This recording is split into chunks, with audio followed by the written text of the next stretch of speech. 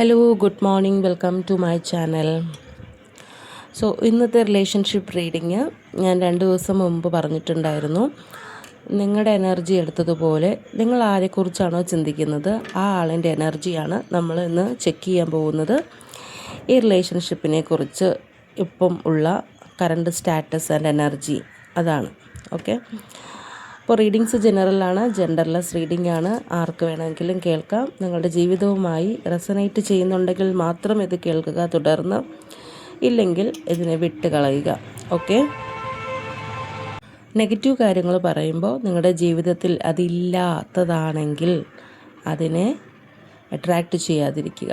Okay, നമുക്കിവിടെ ആദ്യം കിട്ടിയിരിക്കുന്നത് വെഡ്ഡിങ് റിംഗ് ആണ്. വെഡ്ഡിങ് റിംഗ് എന്ന് പറയുമ്പോൾ ഒരു കമ്മിറ്റ്മെൻറ്റ്, യൂണിയൻ, പാർട്ട്ണർഷിപ്പ്, ഒരു സ്ട്രോങ് ബോണ്ട് നിങ്ങൾ തമ്മിൽ, അല്ലെങ്കിൽ അങ്ങനെ ആകാനുള്ള ഒരു ആഗ്രഹം, അതാണ് വെഡ്ഡിങ് റിംഗ് പറയുന്നത്. ഓക്കെ, അടുത്ത കാർഡ് അഡിക്ഷൻ ആണ്. അഡിക്ഷൻ എന്ന് പറയുമ്പോൾ ഒബ്സഷൻ അല്ലേ, ഭയങ്കരമായിട്ടുള്ളൊരു ഒബ്സഷൻ, അങ്ങോട്ടും ഇങ്ങോട്ടും ഉള്ള ഒരു ഡിപ്പെൻഡൻസി, ലോസ് ഓഫ് കൺട്രോൾ, നിങ്ങളുടെ കയ്യിൽ നിന്ന് കൺട്രോൾ പോയി, അതിനാണ് അഡിക്ഷൻ എന്ന് പറയുന്നത്. ഒരു സൗണ്ടും ഇല്ലാതെ നമുക്ക് റെക്കോർഡ് ചെയ്യണമെങ്കിൽ സൗണ്ട് പ്രൂഫുള്ള ഏതെങ്കിലും റൂമിലിരിക്കണം, അല്ലെങ്കിൽ ഇതുപോലത്തെ സൗണ്ടുകൾ ഇങ്ങനെ വന്നുകൊണ്ടിരിക്കും. Okay, sorry for that. അപ്പോൾ ഒരു അടുത്തത് വന്നിരിക്കുന്നത് ഫിനിക്സ്. നിങ്ങൾ തമ്മിൽ ചില രീതിയിലുള്ള അൺഹെൽത്തി പാറ്റേൺസ് ഇവിടെ കാണുന്നുണ്ട്. എഡിക്ഷൻ വന്നതുകൊണ്ട് ഒരു വലിയ രീതിയിലുള്ള അറ്റാച്ച്മെൻറ്റും കാണുന്നുണ്ട്. ഓക്കെ, മൂന്നാമത് വന്നിരിക്കുന്നത് ഫിനിക്സ് ആണ്. ഫിനിക്സ് എന്ന് പറയുമ്പോൾ മാറ്റം, റീബർത്ത്, ചാരത്തിൽ നിന്നും ഉയർത്തെഴുന്നേൽക്കുന്ന പക്ഷി, അതല്ലേ ഫിനിക്സ് എന്ന് പറയുന്നത്. അപ്പോൾ ഒരു പവർഫുൾ ചേഞ്ച് വരുന്നു, അല്ലെങ്കിൽ അങ്ങനെയുള്ളൊരു മാറ്റം നിങ്ങളുടെ ബന്ധത്തിൽ ആവശ്യമാണ്. അപ്പോൾ അതാണ് ഒറക്കിൾ റീഡിംഗ്. നമുക്ക് ടാരോട്ട് റീഡിംഗ് നോക്കാം. ഓക്കെ, അപ്പോൾ ഒറക്കിൾ കാർഡ് ഞാൻ അങ്ങോട്ട് മാറ്റി വെച്ചിട്ടുണ്ട്. ടാരോട്ട് എന്താണ് നമ്മളോട് പറയുന്നതെന്ന് നോക്കാം. ഓക്കെ, ആദ്യം തന്നെ മൂൺ കാർഡ് റിവേഴ്സാണ് വന്നിരിക്കുന്നത്. അപ്പോൾ മൂൺ കാർഡ് റിവേഴ്സ് വന്നത് ഞാൻ അങ്ങനെ തന്നെ എടുക്കുകയാണ്. ചിലപ്പോൾ ഞാൻ മൊത്തത്തിൽ തിരിച്ചു പിടിച്ചുകൊണ്ടായിരിക്കും അത് ആദ്യം വന്നത്, എന്നാലും അങ്ങനെ തന്നെ എടുത്തു. ആൾക്ക് ഓക്കെ, തിരിച്ചു പിടിച്ചതാണ്. ഓക്കെ, ആൾക്ക് പേടികളെല്ലാം മാറി, നെഗറ്റീവ് ചിന്തകളെല്ലാം മാറി. ഓക്കെ, ചില സീക്രട്സ്, ചില കള്ളങ്ങൾ, അതെല്ലാം എക്സ്പോസ്ഡായി, ആളിൻ്റെ മുന്നിൽ മനസ്സിലായി എന്നാണ് എനിക്കിവിടെ തോന്നുന്നത്. ഒരു ഡിപ്രഷൻ സ്റ്റേജൊക്കെ കടന്നു, മാനസികമായ വിഷമങ്ങളുണ്ടായിരുന്നു, അതും മാറി.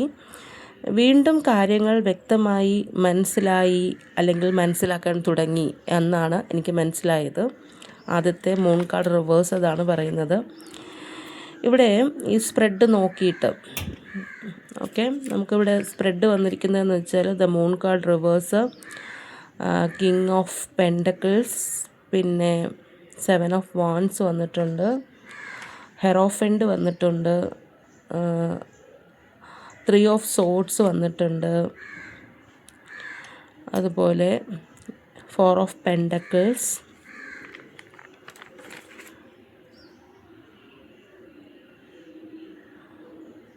ഓക്കെ. ഇപ്പോൾ വന്നിരിക്കുന്നത് ക്വീൻ ഓഫ് കപ്സ് ആണ്.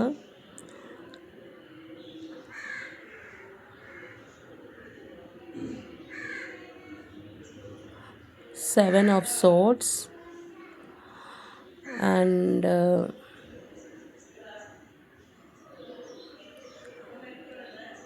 Page of pentacles. ഓക്കെ, ഇത് 9 കാർഡ്. ഇനി ഒരു കാർഡും കൂടെ എടുക്കും, പിന്നെ ബോട്ടം ഓഫ് ദ ഡെക്ക്. 10ാമത്തെ കാർഡ് 10 ഓഫ് വാൻഡ്സ് ആണ്.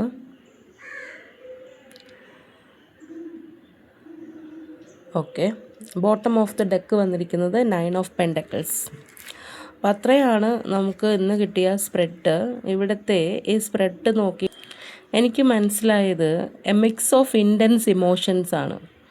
ഒരുപാട് ഇമോഷൻസ്, ഇൻറ്റൻസ് ആയിട്ടുള്ള ഇമോഷൻസ് എല്ലാം ഇങ്ങനെ മിക്സായിട്ട് വന്നിട്ടുണ്ട്. ഇതിനകത്ത് പവർ സ്ട്രഗിൾസ് ഉണ്ട്, അങ്ങോട്ടും ഇങ്ങോട്ടുമുള്ള പവർ സ്ട്രഗിൾസ് ഉണ്ട്.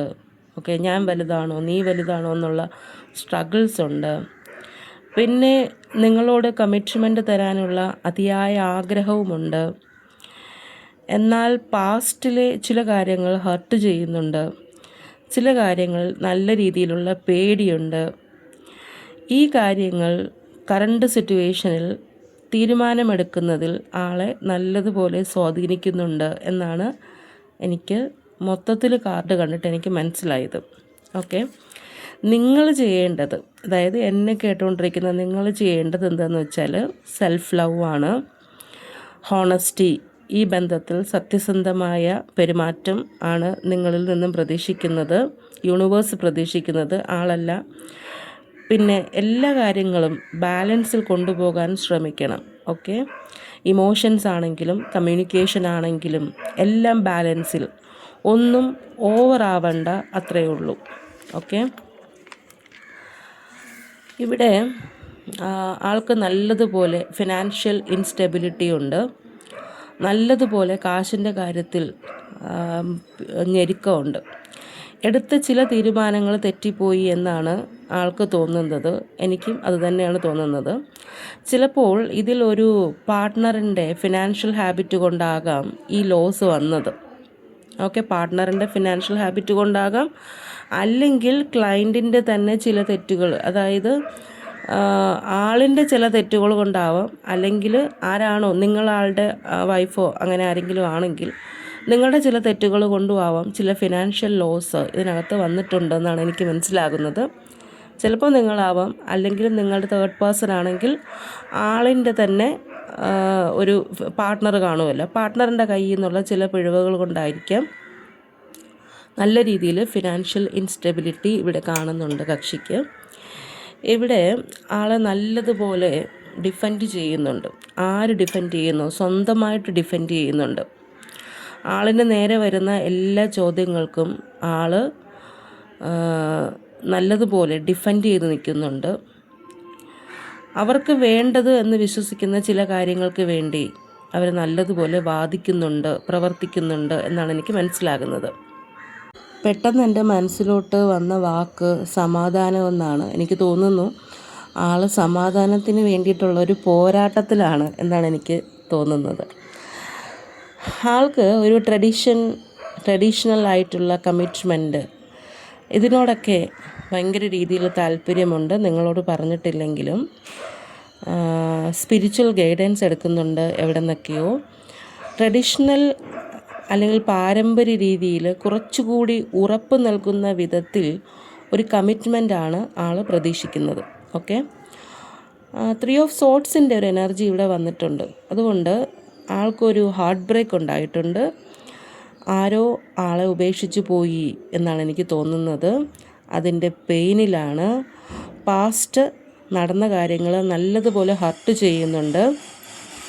അത് നിങ്ങൾ തമ്മിലുള്ള റിലേഷൻഷിപ്പിനെ നല്ലതുപോലെ സ്വാധീനിക്കുന്നുണ്ട്. ചില കാര്യങ്ങൾ പൊസസീവായിട്ട് ഹോൾഡ് ചെയ്യുന്നുണ്ട്. ചില ഓർമ്മകളായിരിക്കാം, ചില ആളുകളെ ആയിരിക്കാം, തൻ്റെ തന്നെ ചില മെറ്റീരിയൽ തിങ്സ് ആയിരിക്കാം, എന്തൊക്കെയോ ഹോൾഡ് ചെയ്ത് വെച്ചിട്ടുണ്ട്. ഇൻസെക്യൂരിറ്റീസ് ഉണ്ട് ഒരുപാട്. എന്നെ വിട്ടു പോകുമോ എന്ന പേടിയാണ്. അതുകൊണ്ടാണ് ഇങ്ങനെ വിടാതെ പിടിച്ചിരിക്കുന്നത്. ഇവിടെ വിടാതെ പിടിക്കുക, ഹോൾഡ് ചെയ്യുക എന്നൊക്കെ നമ്മൾ മീൻ ചെയ്യുന്നത്, നമ്മൾ കൈ കൊണ്ട് ഒരാളെ പിടിച്ചു വയ്ക്കുക, വാക്കുകൊണ്ട് പിടിച്ചു വയ്ക്കുക, മുറിയിൽ അടച്ചിടുക, വീട്ടിൽ പൂട്ടിയിടുക, അങ്ങനെയല്ല അതിൻ്റെ മീനിങ്. അതായത് മാസങ്ങളുടെയും വർഷങ്ങളുടെയും ഇടവേളകൾക്ക് ശേഷവും വിത്തൗട്ട് എനി കമ്മ്യൂണിക്കേഷൻ ആണെങ്കിൽ പോലും നിങ്ങൾ ആ ആളിനെ ഓർത്ത് റീഡിങ്സ് കേൾക്കുന്നുണ്ടെങ്കിൽ ഇപ്പോഴും നിങ്ങൾ ആളിനെ ഹോൾഡ് ചെയ്യുന്നുണ്ട് എന്നാണ് അതിൻ്റെ അർത്ഥം. Okay, you are spending energy for hearing this reading for him or her, right? അതാണ് ഈ എനർജി. അതിന് ഇമ്പാക്റ്റ് ഉണ്ട്. മറ്റേ ആളിൽ ഇമ്പാക്റ്റ് എന്തായാലും വരും. നിങ്ങളടുത്തില്ല, നിങ്ങൾ ഡയറക്റ്റായിട്ട് കമ്മ്യൂണിക്കേഷൻ ചെയ്യുന്നില്ലെങ്കിൽ പോലും നിങ്ങൾ ഓർക്കുമ്പോഴെല്ലാം വളരെ തീവ്രമായിട്ട് ഇതുപോലുള്ള റീഡിങ്ങുകളെല്ലാം കേട്ട് ആളിനെക്കുറിച്ച് ഓർക്കുന്ന സമയത്തെല്ലാം അവർക്കതിൻ്റെ ഇമ്പാക്റ്റ് ഉണ്ടാകും. ഓക്കെ, എമോഷൻസിൻ്റെ ഒരുപാട് ഘട്ടങ്ങളിലൂടെയാണ് ആളിപ്പോൾ കടന്നു പോയിക്കൊണ്ടിരിക്കുന്നത്. ഓരോ ദിവസവും ഇമോഷണൽ ഇൻ്റലിജൻസ് കാണിക്കുന്നുണ്ട് ചില സമയത്ത്. ഇൻറ്റ്യൂഷൻസ് ആൾക്ക് വർക്ക് ചെയ്യുന്നുണ്ട്. ഇതൊക്കെ ആൾ അറിയാതെ സംഭവിക്കുന്നതാണ്. നർച്ചറിങ് ഇമോഷൻസ്, ചില കാര്യങ്ങളെ ആൾ ഓർത്തോർത്ത് താലോലിക്കുന്നുണ്ട്. ഓക്കെ, ഇതൊക്കെ ആൾ അറിയാതെ സംഭവിക്കുന്നതാണ്, എന്നാലും ഇതൊക്കെ സംഭവിക്കുന്നുണ്ട് ആളിൻ്റെ ജീവിതത്തിൽ. ഇപ്പോൾ ഇവിടെ ആ ആളിന് ചെറിയ രീതിയിലുള്ള ചീറ്റിംഗ് ഒക്കെ വശമുണ്ട്. ചീറ്റിംഗ് ചെയ്തിട്ടുണ്ട് എന്നാണ് എനിക്ക് മനസ്സിലാവുന്നത്. ആൾ പല സമയത്തും റെസ്പോൺസിബിലിറ്റീസിൽ നിന്നും എസ്കേപ്പ് ചെയ്യാൻ നോക്കുന്നുണ്ട്, ഓടി രക്ഷപ്പെടാൻ നോക്കിയിട്ടുണ്ട്, ഡിസ്ഹോണസ്റ്റി ആയിട്ട് പെരുമാറിയിട്ടുണ്ട്, നിങ്ങളെ അവോയ്ഡ് ചെയ്തിട്ടുണ്ട്. അങ്ങനെയൊക്കെ കാണിക്കുന്നൊരു ടൈപ്പ് ആളാണ്.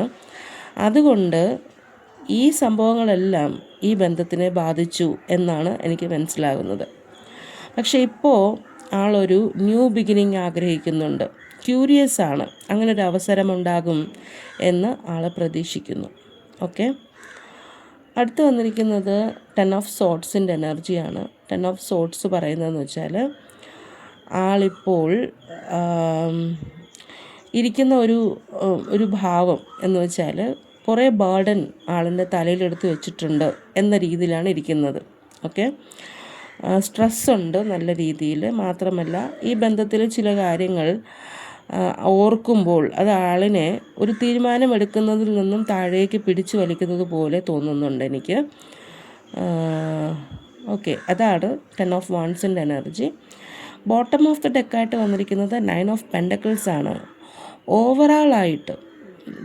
ഓവറാളായിട്ട് അല്ലെങ്കിൽ ഈ റീഡിങ് സ്പ്രെഡ് എല്ലാം നോക്കിയതിന് ശേഷം ഇതിൻ്റെ ഒരു എനർജി എന്ന് വെച്ചാൽ ആൾക്ക് മണി അബണ്ടൻസ് വേണം, ഒരുപാട് കാശിൻ്റെ ആവശ്യമുണ്ട്, സെൽഫ് സഫിഷ്യൻസി വേണം. ഓക്കെ, സ്വന്തം കാലിൽ നിൽക്കണം എന്ന വളരെയധികം ആഗ്രഹമുണ്ട്, സ്വാതന്ത്ര്യം ആഗ്രഹിക്കുന്നുണ്ട്, ഇൻഡിപെൻഡൻസ്, ഇതൊക്കെയാണ് ആളിൻ്റെ ഇപ്പോഴത്തെ ആഗ്രഹം. ഓക്കെ, സോ അത്രയേ ഉള്ളൂ ഇന്നത്തെ റീഡിങ്. നിങ്ങളുടെ ആളിൻ്റെ റീഡിംഗ് ആണ് എടുത്തത്. ഇഷ്ടപ്പെട്ടാൽ ലൈക്ക് ചെയ്യുക, സബ്സ്ക്രൈബ് ചെയ്യുക. ഇനിയൊരു റീഡിങ്ങുമായിട്ട് കാണുന്നത് വരെ take care and see you. By.